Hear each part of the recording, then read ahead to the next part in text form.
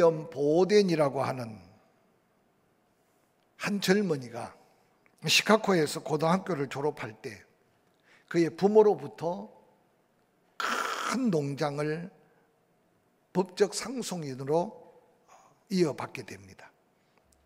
그는 아무것도 하지 않은 젊은 나이인데도 당시 백만장자가 되었습니다. 그의 부모들은 그에게 좀 세상을 알게 하려고 세계 일주를 여행하도록 배려했습니다. 그는 아시아를 돌아보고 중동 지역도 돌아보고 그리고 유럽을 여행하는 동안에 그의 눈에는 고통받는 수많은 사람들이 그의 마음에 담기기 시작했습니다. 그래서 그가 중간에 집으로 보내는 편지 한 통에 이런 내용의 글이 있었다고 합니다. 나의 남은 일생 전도 사업과 그 일에 대한 준비하는 일에 내가 바치겠습니다 라고 글을 보냈다고 합니다. 그가 이러한 결심을 할 때 그가 묵상하며 가지고 다녔던 성경책 표지 앞에다가 지체할 수 없음이라고 써놓고 하나님이 그에게 준 거룩한 부담을 가지고 젊은 삶을 삽니다. 돌아와서 그는 예일 대학을 졸업합니다. 그리고 프린스턴 신학교에서 신학 공부를 마치고 중국에 있는 이슬람 해교도들에게 복음을 전하기 위해서 아람어를 더 적극적으로 배워야겠다. 그래서 그가 이집트에 들려서 아람어를 공부하기 위해 도착했습니다.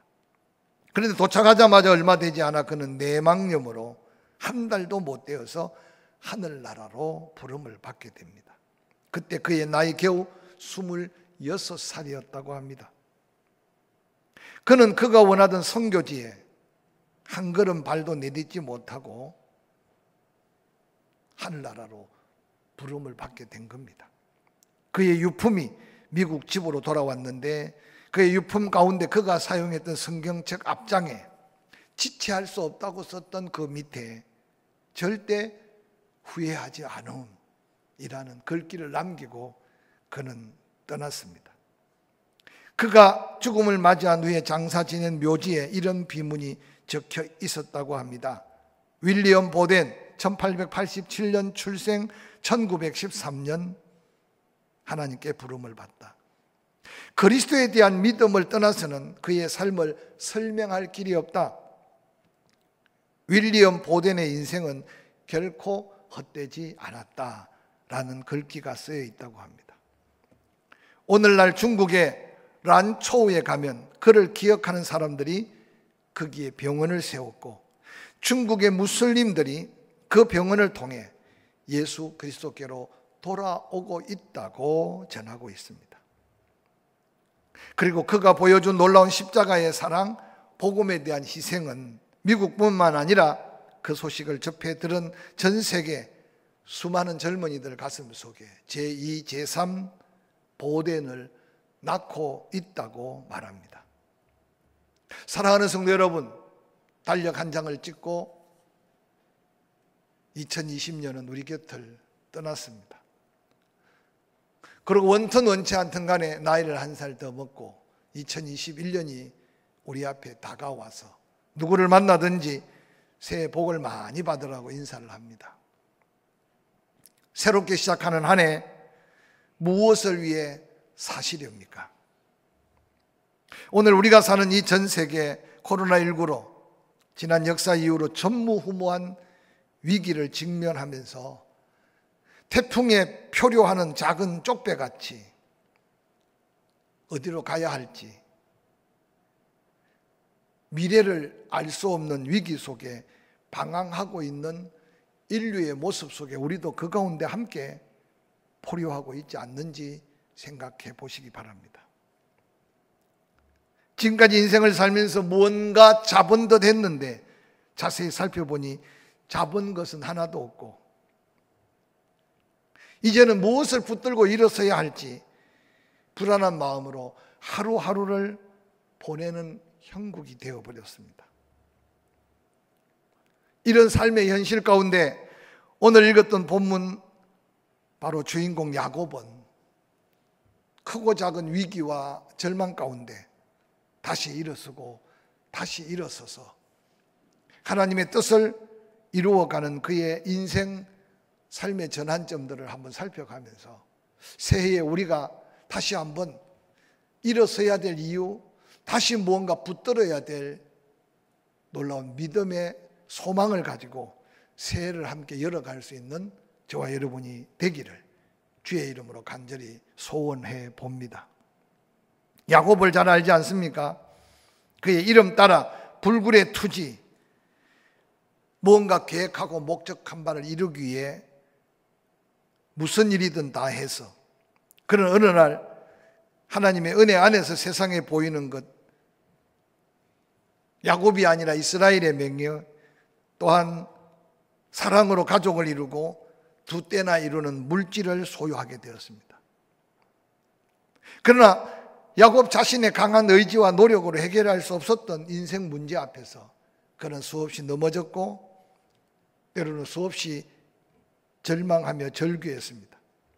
놀랍게도 그때마다 하나님은 늘 함께 계셨으나 야곱이 깨닫지 못한 가운데 하나님은 야곱에게 나타나셨고, 그리고 삐뚤어진 야곱, 잘못된 길로 방황하는 야곱을 다시 돌이켜 그의 사명의 자리로 이끌고 계시는 하나님을 우리는 말씀을 통해서 살펴볼 수 있습니다. 야곱은 어느 날 깨달았습니다. 진정한 행복은 내가 무언가 붙들고 내가 무언가 소유해서가 아니라는 사실을 깨닫고, 그가 하나님만 붙드는 삶의 어떤 모습은 우리가 다시 본받아야 될 영적 도전이고 모습이 아닌가 생각해 봅니다.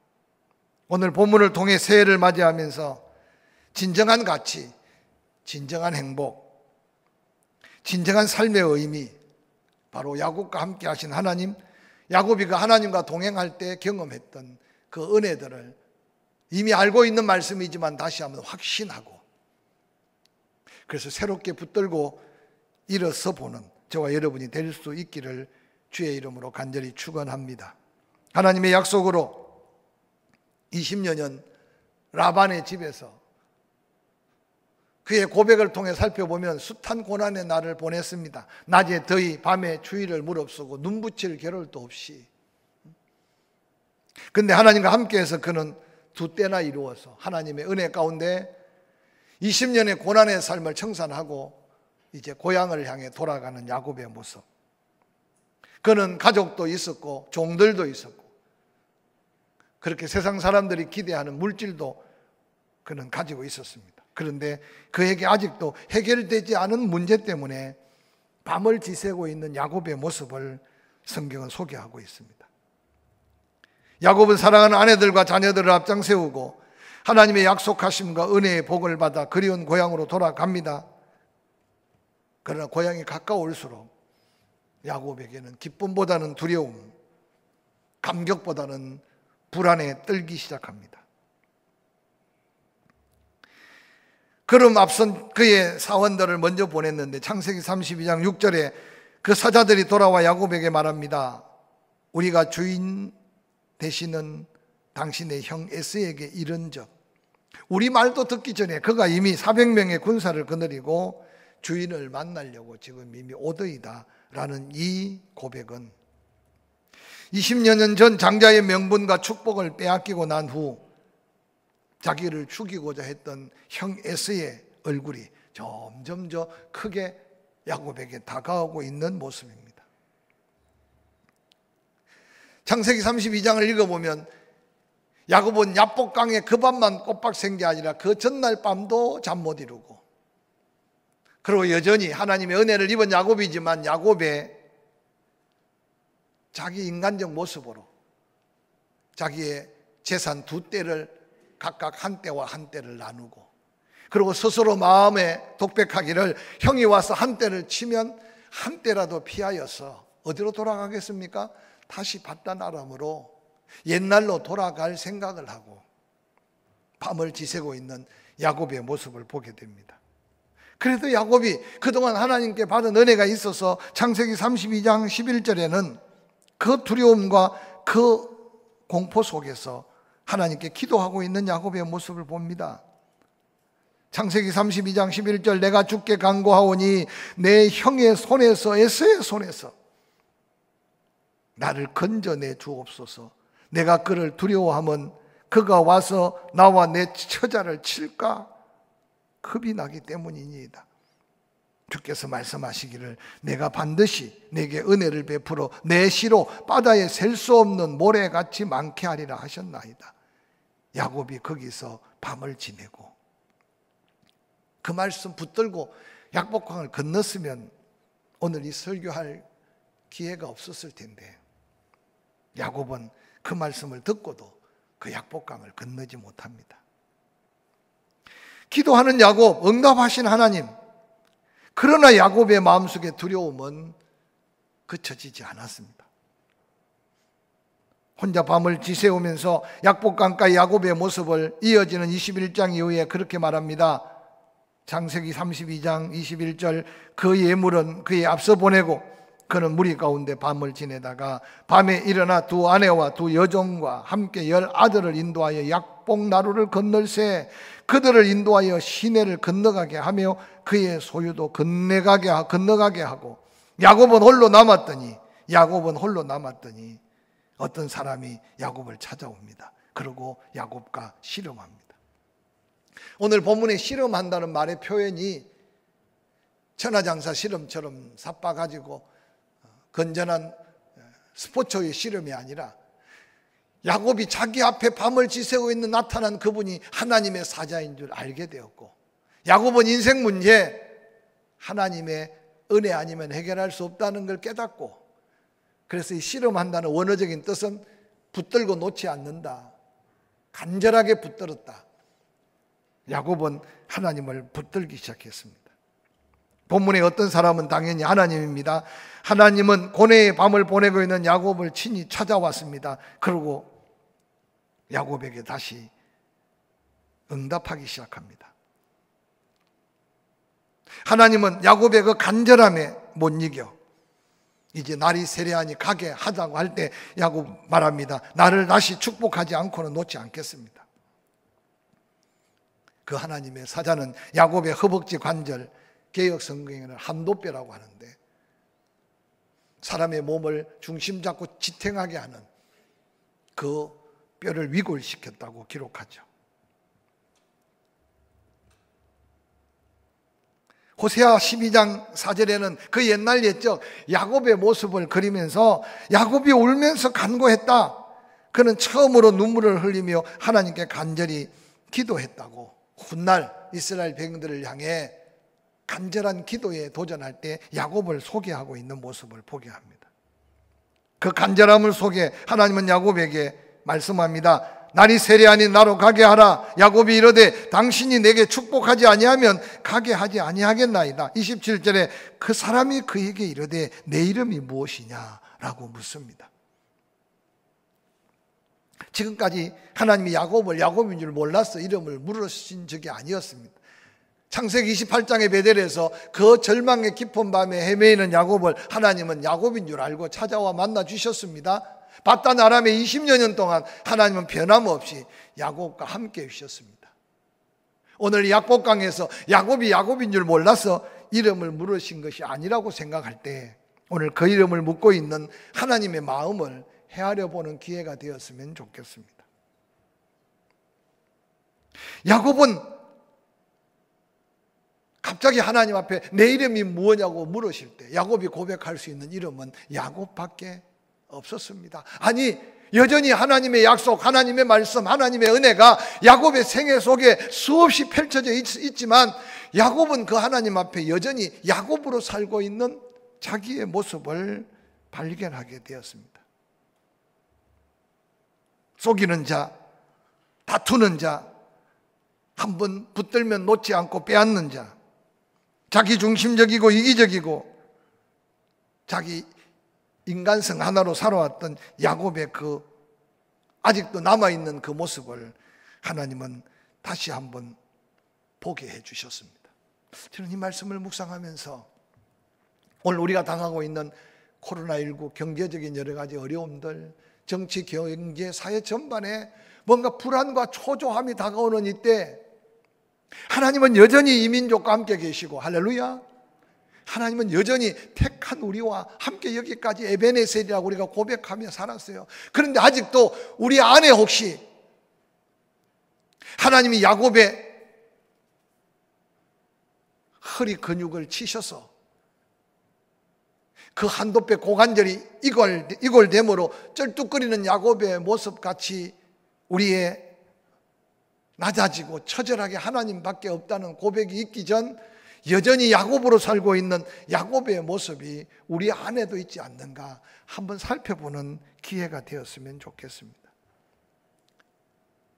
하나님이 수많은 세상 사람들 앞에 한국 교회야 내 모습이 어떠하냐라고 물을 때 과연 한국 교회들은 뭐라고 바라며, 아니 다른 교회들이 뭐라고 말하는 상관없이 포항침례교회 성도들아, 내가 이제껏 은혜 베풀고 축복한 은혜 안에 너는 어떤 모습으로 포항침례교회 교회의 한 지체로, 또한 너는 하나님께 구원받은 한 사명자로 어떤 모습으로 서 있느냐고 물을 때 우리가 당당하게 간증하고 감사하며 고백할 수 있는 우리 자신의 변화받은 이름, 거룩한 하나님 앞에 영광 돌릴 수 있는 삶의 고백이 있기를 간절히 소원해 봅니다.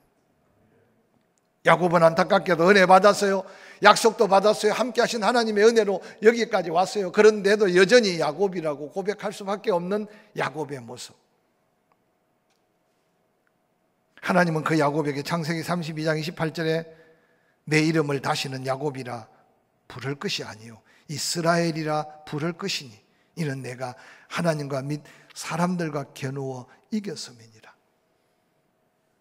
한판 싸움의 성패에서 하나님이 힘이 모자라 능력이 부족해서 야곱에게 져 주신 것이 아니라 이제 너는 야곱으로 살지 않고 이 약복강을 건너는 순간 하나님의 사명으로 하나님의 뜻을 이루는, 복을 받으면 무엇하냐, 은혜를 입으면 무엇하냐, 너 자신만을 위해서 살고 있지 않느냐.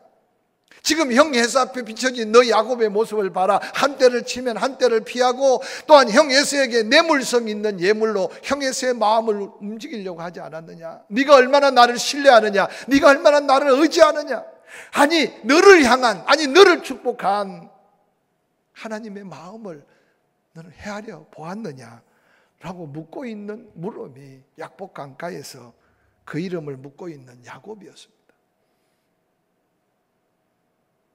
하나님은 야곱에게 말합니다. 이제 내 이름이 야곱이 되어서는 안 되고 야곱으로 살아서는 안 되고, 너는 이제 받은 은혜, 받은 축복, 지난날 그 숱한 간증을 가지고 하나님의 영광을 위해 사명으로 살아야 될 이스라엘이 되어야 한다는 거룩한 사명을 약복강가에서 하나님 허락해 주셨습니다. 저는 이 약복강강 사건을 생각할 때마다 그의 발빠른 사자들이 요르단 남방 에돔 땅까지 에스에게 달려가게 하시고, 에스가 또한 400명을 데리고 올 때 에스의 마음에 대해서 전혀 성경에는 기록하고 있잖아요. 오늘 우리는 생각할 때 내가 무언가 상대에게 무언가 어떤 행식을 취하고 어떤 모습을 취할 때 상대가 변화될 걸 생각해요. 그러나 엄밀하게 보면 야곱이 에서에게 선물 때문에 야곱이 에서에게 뭔가 사과해서 아니에요. 저는 생각할 때 야곱이 변화되는 순간 하나님이 에서도 만지셨다는 사실을 저는 성경 본문을 통해 그렇게 믿고 묵상해요. 우리의 세상에 꼬여있는 인간관계, 세상에 꼬여있는 모든 물질관계, 세상에 꼬여있는 모든 건강관계, 세상에 꼬여있는 모든 영적인 문제, 내가 하나님 앞에 바로 붙들려 있으면, 아니 하나님의 뜻 가운데 바로 서게 되면 합력해서 모든 것에 형통함을 더하시는 하나님이 야곱의 인생 속에 함께하는 하나님이 아닌가 생각해 봅니다. 할렐루야. 사랑하는 성도 여러분, 그 야곱이 그 정도 은혜고 경험이면 이스라엘로 살아야 되잖아요. 근데 창세기 33장 17절 이하에 이렇게 기록하고 있습니다. 약복강을 건넜습니다. 요단을 건넜습니다. 그리고 야곱이 숫곳에 이르러 자기를 위하여 집을 짓고 그의 가축을 위하여 우리간을 지었으므로 그 땅 이름을 숫곳이라 불렀더라. 야곱이 밧단 아람에서부터 평안히 가나안 땅 세겜 성읍에 이르러 그 성읍 앞 장막을 치고 그 장막을 친 밭을 세겜의 아버지 하몰의 아들들의 손에서 100커시티를 샀으며 거기서 제단을 쌓고 그 이름을 엘 엘로헤 이스라엘이라고 불렀더라라고 불렀어요. 우리는 성경을 읽을 때요, 야곱이 베델에서 하나님을 만나고 서원하기를, 하나님 말씀대로 나를 축복하면 내가 지금 돌 기둥 하나 세웠지만 이곳이 하나님의 전이 되고 내가 다시 베델에서 하나님을 섬기겠습니다 라고 고백했어요. 20년 세월이 지났어요. 우여곡절 끝에 약복강에서도 이름까지 계명하고 약복강을 건넜어요. 그리고 성경 뭐라고 말합니까? 평안히 가나안 땅에 돌아오게 됐다라고 기록하고 있어요. 근데 야곱이 지금 돈을 주고 땅을 사고 그리고 자기 집을 짓고 그리고 엄청난 소와 양을 위해서 우리간을 짓고 있는 곳은 베델이 아니라 세켐이라는 것이라는 것이 오늘 성경이 우리에게 주는 마지막 도전입니다. 하나님께 너무나 큰 은혜를 받았던 야곱이 우리간을 짓고 자기 집을 짓고 돈을 주고 땅을 사고 거기에 정착하려고 하면서 그 이름까지 엘 엘로헤 이스라엘이라고 그곳에 이름을 지었던 세켐이 과연 어떤 곳일까요? 저는 세켐을 직접 보았습니다. 야곱이 아마 브엘세바에서 살았잖아요. 그곳에서 태어나 그곳에서 살았어요. 이스라엘 제일 남방 아닙니까? 그리고 그가 112.6km가 되는 베델까지 도망자로 도망올 때 3일 길 정도를 밤낮으로 걸었어요. 보이는 게 없었어요. 상상해 보세요. 그런데 베델 그 밤에 하나님을 만났어요. 그러고는 하나님을 만나고 이제 바단 아람으로 갈 때 그가 바라보이는 게 보이지 않았던 것 같아. 베델에서 세겜을 거쳐서 그러고 바단 아람으로 갔단 말이에요. 그가 도망자로 갈 때는 세켐이 어떤 곳인가 보이지 않았는데 갑자기 그가 거부가 되고 하나님의 놀라운 은혜 이름까지 바꾸고 가나안 땅에 발을 딛고 바라보니 세겜은 다르게 보였던 거죠.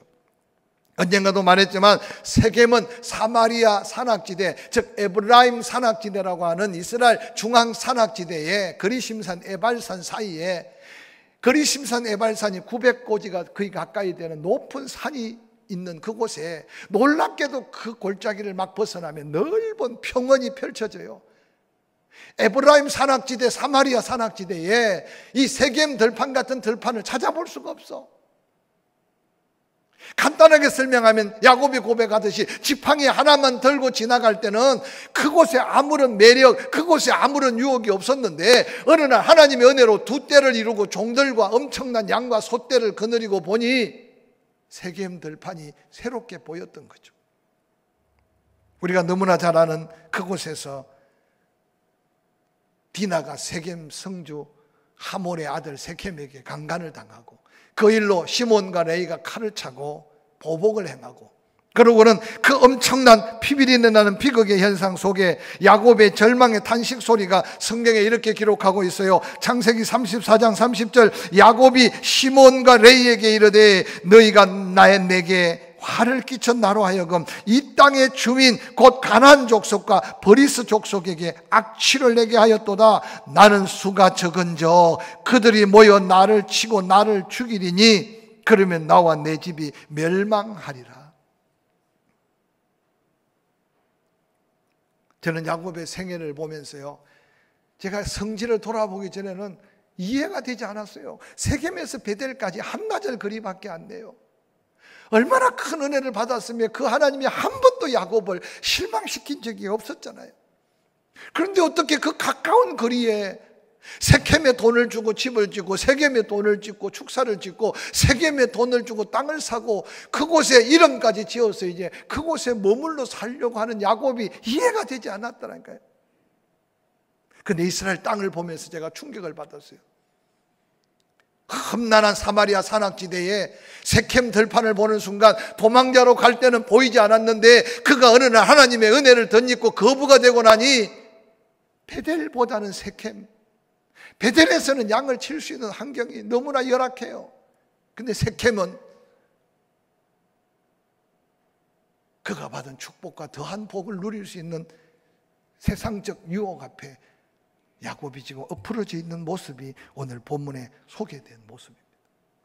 그곳에 제대로 맛을 보지도 못하고 그곳에 제대로 축복이 뭔지 알지도 못하는 순간 세겜성 모든 사내들을 다 죽인 후에 그 피비린내 나는 비극의 현장에서 야곱이 뭐라고 말합니까? 가나안 족속, 버리스 족속, 주변에 있는 부족들이 연합군을 이끌고 우리를 지금 치게 될 건데 우리는 수가 적다. 나를 죽이리니 나와 내 집이 멸망하리라 라고 하며 탄식합니다. 저는 이 말씀을 묵상할 때요, 새해를 시작하면서 돈도 있어야 되잖아요. 건강도 있어야 되잖아요. 세상 것이 필요하기 때문에 세상에 살고 있어요. 그러나 중요한 것은 하나님 말씀보다, 하나님 사명보다, 하나님의 뜻보다 자꾸만 세상 것이 우선 보이고 세상 것이 더 소중해 보일 때 조심하시라는 경고의 불을 오늘 야곱을 통해 보여주고 있는 말씀인 줄 아시고, 다시 한번 주변을 살펴보시기를 주의 이름으로 간절히 축원합니다. 한번 따라합시다. 은혜인 줄 알면 감사해라. 은혜를 받았다면 은혜로 살자. 할렐루야. 야곱처럼 은혜를 받은 사람이 어디 있겠습니까? 그런데도 야곱이 바라보는 세상은 그 은혜보다 더 세상에 묻힐 수밖에 없는 게 세상이에요. 그래서 우리 예수님도 하나님과 재물을 겸하여 섬길 수 없다고 말씀하셨던 것은 우리가 아무리 주여 주여 믿음 충만해도 어느 날 하나님과 견줄 세상의 유혹 앞에 넘어질 수밖에 없는 게 야곱의 연약함이고 우리가 갖고 있는 연약함임을 성경은 그대로 보여주고 있습니다. 그 단식과 함께 야곱이 하나님 앞에 절규합니다. 망하게 됐다.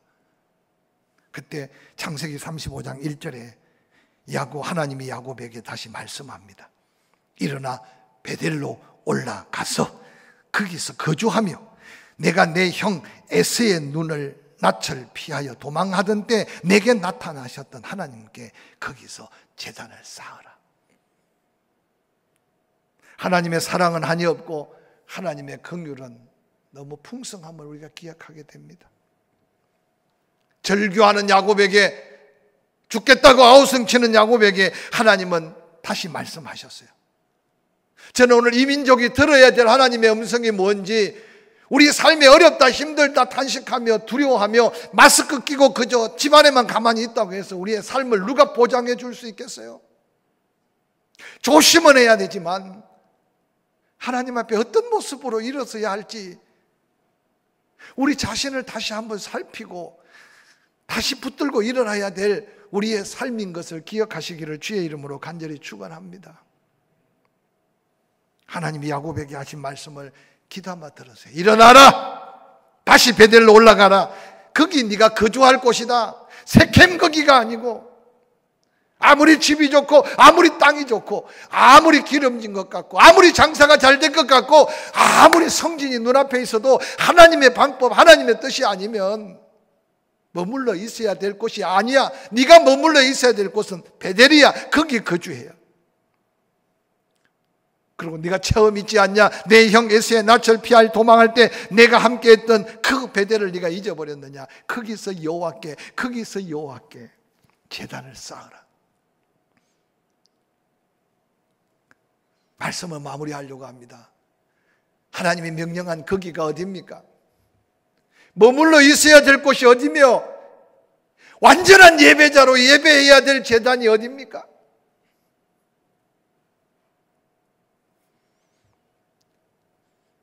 포항의 여러 가지 위기 상황 때문에 우리가 이렇게 오늘 소수가 모여서 대면하며 온라인 예배를 드립니다.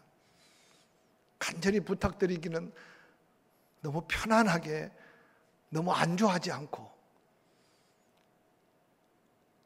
다시 한번 하나님의 전에 예배의 자리를 회복하기 위해 사모함을 잊어버리지 않기를 주의 이름으로 간절히 축원합니다. 바쁘다고 적당하게 주일 쉬고 힘들다고 적당하게 사명 내려놓고 살았던 지난날로 족한 줄 알고 이 고난이 길어질수록 하나님이 우리에게 말씀하신 말씀들을 다시 가슴에 새기면서 일어나 베델로 올라가 거기 거주해라. 하나님 앞에 제단을 쌓으라고 하신 하나님. 야곱은 세겜을 바라볼 때는 하나님이 잠깐 몰랐어요.